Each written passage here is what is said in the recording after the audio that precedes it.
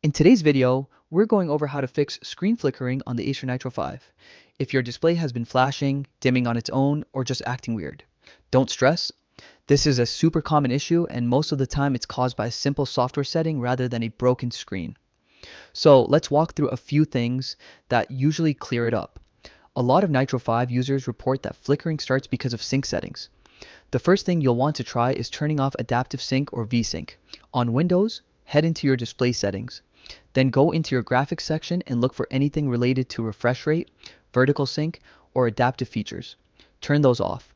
The wording can be a little different depending on your system, so explore until you see it. If you're using an NVIDIA GPU, open the NVIDIA control panel.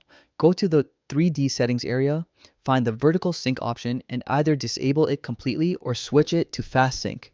Adaptive sync is the one that causes trouble for a lot of people, so removing that alone often stops the flickering instantly. Next thing to check is your CPU usage. If your Intel CPU is running at 100% for long periods, that can make your screen flicker, lag, or stutter. Open Task Manager and look at what's running in the background.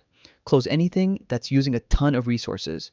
If the CPU stays maxed out, you may need to improve your cooling or manage startup apps so your system can breathe a little. If you've tried all of that and the screen is still flickering, it might be a hardware issue. At that point, it's worth having a technician take a look.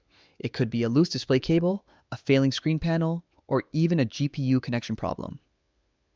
But definitely try the software fixes first, because they solve the issue for most people. Hopefully this helps you get your Nitro 5 display running smoothly again.